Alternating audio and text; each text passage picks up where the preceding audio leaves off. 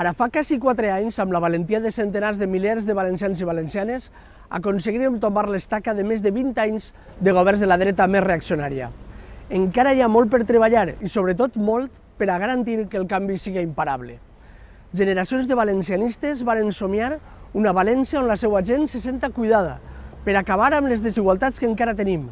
que la igualtat d'oportunitats sigui una realitat, una ciutat amable, un motor d'integració amb el seu territori i l'espill on tots els valencians i valencianes es puguen mirar amb orgull, una ciutat d'oportunitats i de justícia.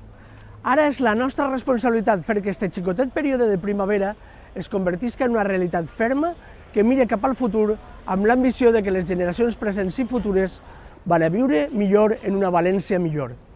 Des de la meva vivència professional i a l'activisme polític, cívic i social durant més de 30 anys i durant aquests últims 4 al govern valencià,